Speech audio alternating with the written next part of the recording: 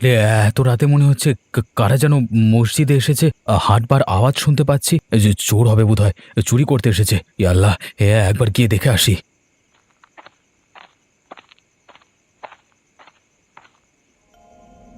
হে আল্লাহ, কে ওখানে? কে ওখানে? উত্তর দিন। আরে সাবধান, কে?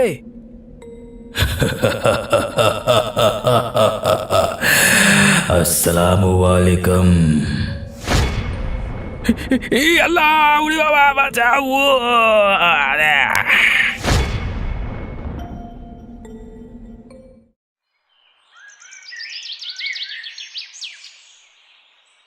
আরে বাপরে! এই ছেলেটা পড়ে আছে মাটিতে, মনে হচ্ছে অজ্ঞান হয়ে গেছে। এই যে শুনছো, তুমি ঠিক আছো? আরে চোখ খুলেছে, জ্ঞান ফিরছে বোধ হয়।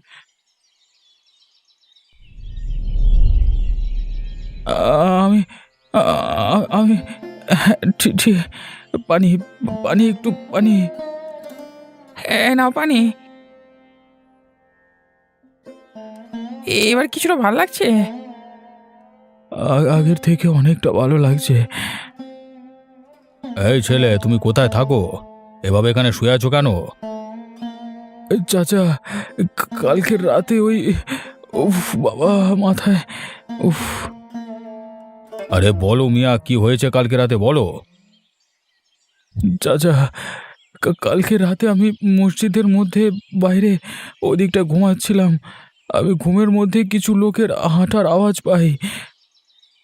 তা হাঁটার আওয়াজ মসজিদে এত রাতে? এই যে চোর ডাকাত এসেছিল নাকি? হ্যাঁ চাচা, হাঁটবার আওয়াজে আমার ঘুম ভেঙে যায়। আমিও ভাবলাম চোর হয়তো কিছু চুরি করতে এসেছে। এরপর মহান আল্লাহর নাম স্মরণ করে আমি বাইরের দিকে আসি দেখতে। তবা তবা, এত রাতে তুমি একা মসজিদের বাইরে এলে কেন? চাচা, আমি আমি চোর ধরবার জন্য বাইরে বেরিয়েছিলাম, কিন্তু এসে দেখি এক বিশাল ছায়া। হে আল্লাহ, বিশাল বড় ছায়া! তারপর তারপর কি দেখলে? আমি সামনে গিয়ে দেখতে চাইলাম, গিয়ে সেই ছায়ার মুখোমুখি হতে আমি বিশাল আকারের ভয়ানক এক জিনকে দেখতে পেলাম। তওবা তওবা তওবা! জিন! হে আল্লাহ, হে আল্লাহ! জিনকে দেখে আমার সারা গা হাত পা ঠান্ডা হয়ে গেল, মুখ দিয়ে কথা বন্ধ হয়ে গেল, আর আমি অজ্ঞান হয়ে মাটিতে পড়ে গেলাম। এরপর আমার কিছু মনে নেই। আবার জানা মতে মসজিদের সামনে কোনো খারাপ আত্মার দাঁড়ানোর সাহস থাকে না। আবার তাই সন্দেহ হচ্ছে বিষয়টা নিয়ে। আল্লাহ! আমাকে তুমি কোন পাপের শাস্তি দিলা আল্লাহ? আমার সোহাগকে তুমি কেড়ে নিলে, আমার সব শেষ হয়ে গেল।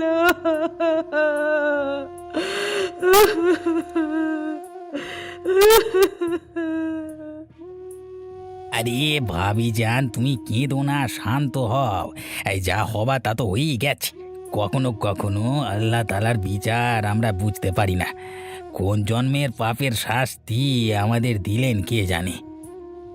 আমার সাইদুল মিয়া কত নেক মানুষ ছিলেন, দিনে 5 বার নামাজ আদা করতেন। ওর যেন জান্নাত নসিব হয় আল্লাহ। ভাইজান আর আমি সকালে একসাথে মসজিদে নামাজ আদায় করতে যেতাম, কিন্তু কি থেকে কি হয়ে গেল কিছুই বুঝতে পারছি না। আজকে তাই আমি আর নামাজ আদায় করতে যাইনি গো। মনটা মনটা হেভি খারাপ। এই রোজার মাস একসাথে ইফতার করতাম, সকাল থেকে আমাকে কতবার বলতো, বেগম খেজুর কিন্তু রেখো মনে করে। উনি খেজুর খেতে ভীষণ ভালোবাসতেন। আহারে, আল্লাহ কি কেহের দিল তোমার মাথার উপর এই রমজান মাসে! আমার মাথা থেকেও ভাইজানের ছায়া কেড়ে নিল। আল্লাহ, এ আল্লাহ, এ তোমার কেমন বিচার! আমাকে বলেছিল তোর চাচা আসছে, ঈদে আমাকে সোনার নাকের দুল দেবে। হায় হায় আল্লাহ, আমি আর পারি না সইতে, তুমি রহম করো হে পরওয়ারদিগার। বেচারা খালা, এই যে একটা গভীর রহস্য, তুমি জানো না ভাবি? আরে ভাইয়া আর কোনো দিন তোমার কাছে আসবে না। ভাবি কি হয়ে গেল বলো তো?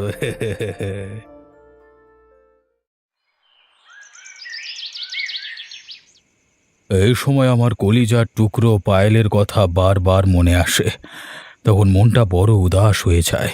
শহরে একা থাকে মেয়েটা, মেয়েটাকে নিয়ে দুশ্চিন্তা বাসা বাঁধে। আল্লাহ, আল্লাহ আমার পায়েলকে মেহফুজ রেখো।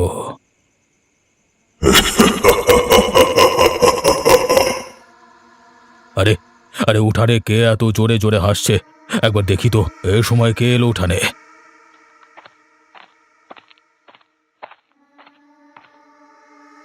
আরে উঠানের উপর কে দাঁড়িয়ে আছে? এই যে শুনছেন, কেউ আছেন? কে আপনি? দেখ তো ভালো করে, চিনতে পারিস কিনা। হে আল্লাহ, এ তো জিন! বাবা, ওরে বাবা!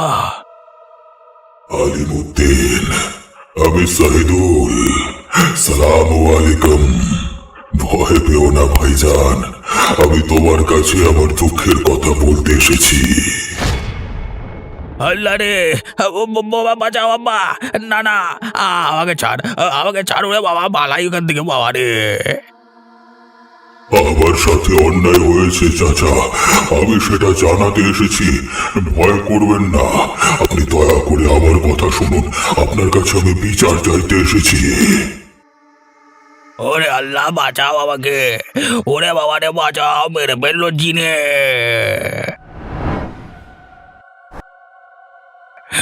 বাবা, আমি গো, আব্বু গো, কি বাঁচলাম! উফ, জান ফিরে পেলাম! আল্লাহ, আল্লাহ তোমার শুক্রিয়া, অনেক শুক্রিয়া তোমার কাছে আমার জান বাঁচানোর জন্য বাবা। কিছুক্ষণের মধ্যেই নামাজ পড়বার জন্য লোকজন এসে হাজির হবে মসজিদে। সব কাজগুলো সেরে ফেলি তাড়াতাড়ি। একা হাতে এত বড় মসজিদের কাজ সামলানো বড় কঠিন।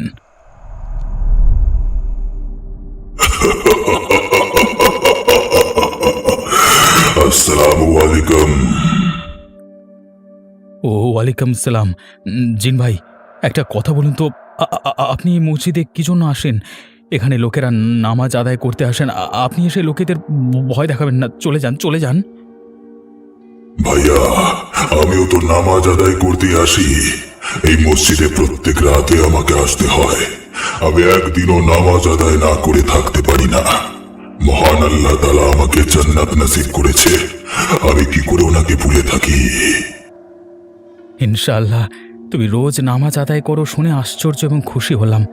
আল্লাহ তাআলা তোমাকে মসজিদে আসবার অনুমতি দিয়েছেন বোধহয়, কিন্তু লোকেরা দেখলে তোমাকে ভয় পাবে। তুমি তোমার নামাজ আদায় করে বেরিয়ে যাও তাড়াতাড়ি। আমার উদ্দেশ্য কাউকে ভয় দেখাবার নয়। আমি তাদের ক্ষতি করব যে আমার ক্ষতি করেছে, এবং নেক মানুষদের আমি সাহায্য করব।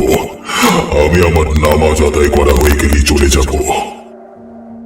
ভাইজান, ভাইজান, আমি জানতে চাই আপনার মৃত্যু কিভাবে হয়েছিল, স্বাভাবিক না অস্বাভাবিক?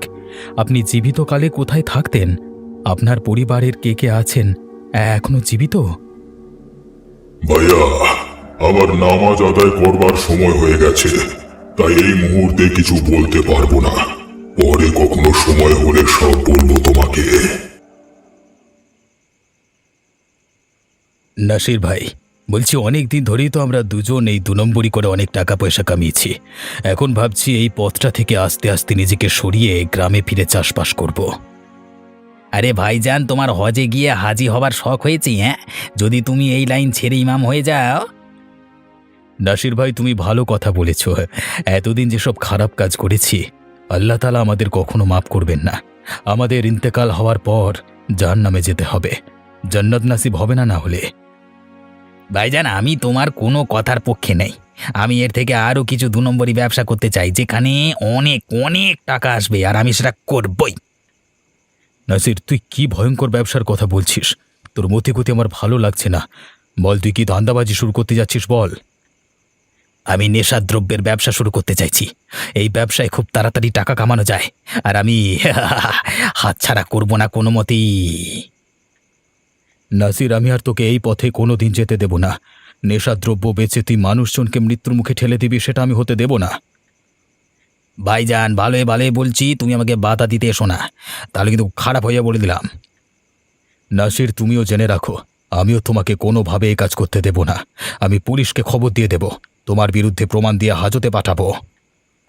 আমাকে হাজতে পাঠাবি? দাঁড়া, দেখাতে মজা। এই এই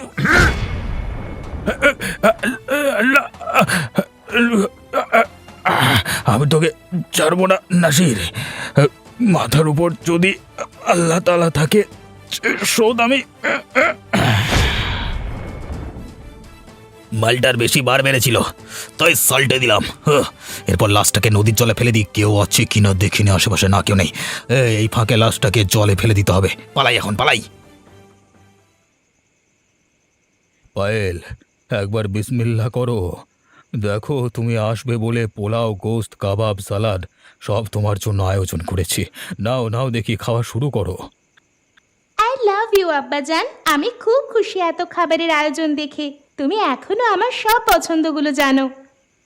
তুমি যে আমার দিলের টুকরা। বলছি, তোর এই সময়টা গ্রামে আসাটা ঠিক হয়নি। কেন আব্বা, কি হয়েছে গ্রামে? সেই আসার পর থেকে দেখছি তুমি কেমন যেন ভয়ে ভয়ে আছো। আমাকে খুলে বলো আব্বা। পায়েল, সেদিন বাড়ির ভেতরে একা বসে তোর কথা ভাবছিলাম। ঠিক সেই মুহূর্তে হঠাৎ একজনের আওয়াজ শুনতে পেলাম উঠানের দিক থেকে। উঠোনের দিকে কার আওয়াজ শুনছো আব্বা? বলছি পায়েল, বলছি। দেখ, বলতে বলতে আমার গায়ে কেমন কাঁটা দিচ্ছে। ভয় পেও না আব্বা, আমাকে বলো কি হয়েছে। আমিও তো আছি এখানে তোমার সাথে। তারপর আমি সাহস করে উঠানে এসে দেখি প্রকাণ্ড একটা মানুষের ছায়া। হায় আল্লাহ, প্রকাণ্ড মানুষের ছায়া দেখতে পেলাম আমাদের উঠানে। হ্যাঁ পায়েল, আমি সাহস করে সামনে যেতেই দেখি আমার সামনে জিন দাঁড়িয়ে আছে। জিন? হায় আল্লাহ, তবা তবা। তারপর কি হলো? তারপর কি হবে আর? আমি ভয়ে কাঁপতে শুরু করলাম। সেই জিন আমার সাথে কথা বলবার চেষ্টা করলো, কিন্তু আমি দ্রুত ছুটে বাড়ির ভেতরে ঢুকে দরজা বন্ধ করে দিলাম। আব্বা, তাহলে কি এদের বাড়িতে জিন আছে? সেই জিন তোমার সাথে কি কথা বলতে চেয়েছিল? পুরো বিষয় তো আমার বেশ রোমাঞ্চকর এবং অস্থির লাগছে। আল্লাহ, কি এমন গুনাহ করেছিলাম যে আমার কিসমতে নাসিরের মতো কুলাঙ্গার সোহার জুটলো? 1 মাস ধরে ঘরে বসে বসে খাচ্ছে, কোনো কাজ করে না। আমি লোকের বাড়ি বাড়ি গিয়ে কাজ করে করে টাকা কামাই, আর ওই হারামজাদা আমার টাকায় মাল খায়। আমার আর ভালো লাগে না, তালাক দিয়ে বাপের বাড়ি চলে যাই। আমার জীবনটা একেবারে শেষ করে দিল। আসসালামু আলাইকুম। আল্লাহ, আমারে বাঁচাও। আব্বাজান, আম্মু, কে আছেন? আমাকে বাঁচান। শোন নাসরিন, আমার কথা মনোযোগ দিয়ে শোন। তোর সোহার নাসির আর বেশি দিন বাঁচবে না, তার সময় ঘনিয়ে এসেছে, বুঝলি?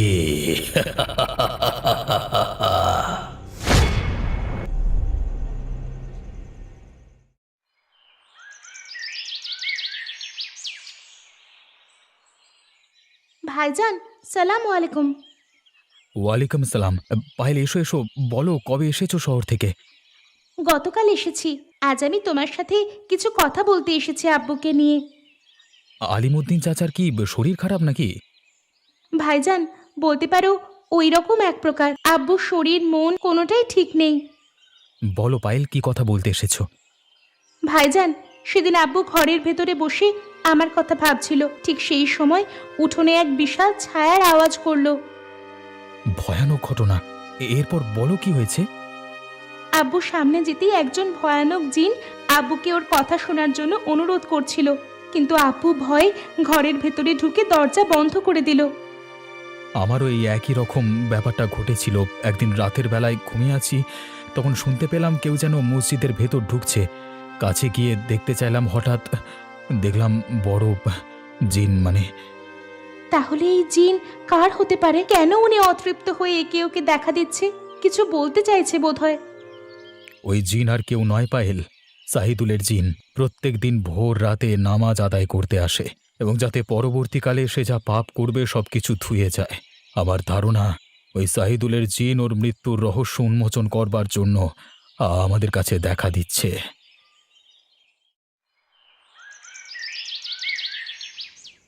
প্রতি বছর রমজানের ইফতার আমরা একসাথে করি। আজ তুমি নেই শহীদুল। তোমার জান্নাত নসিব হোক। শহরে গিয়ে আর ফিরে আসলে না। বলেছিলে বাড়িতে অনেক নানি মদি করবে, কিন্তু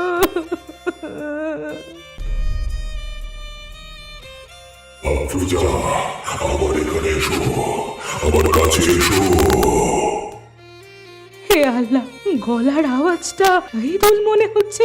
যাই যাই গিয়ে দেখি তো বাইরে।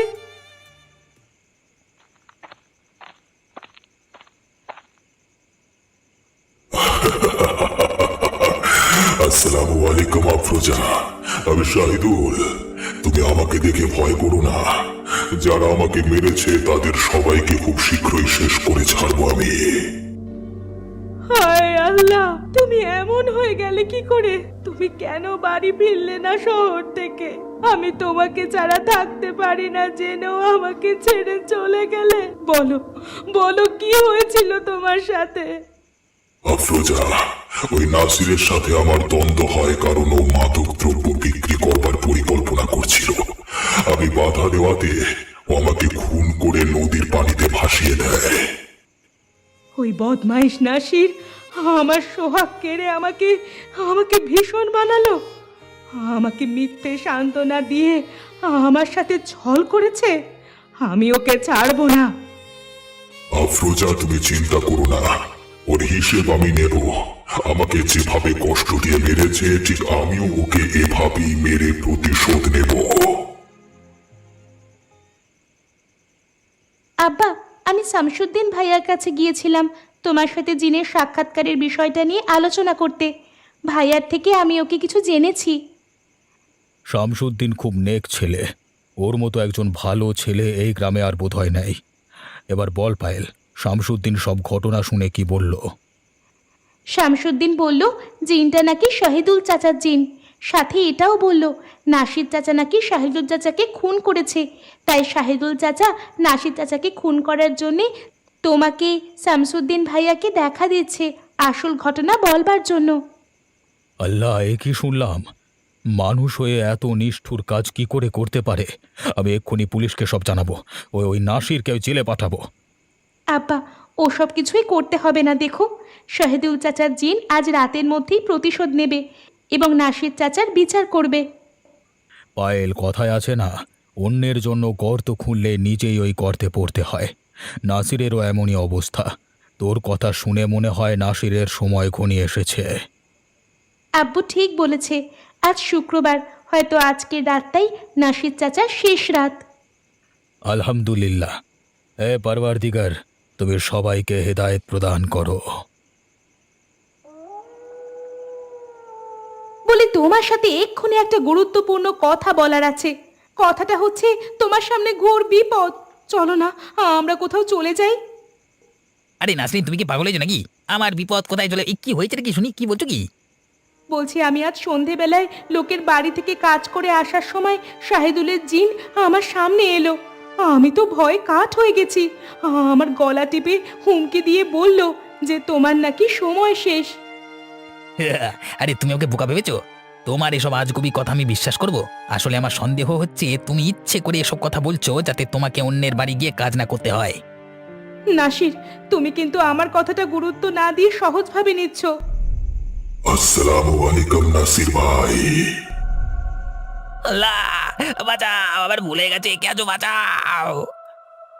এই, আমি বলেছিলাম না আমি তোকে ছাড়বো না।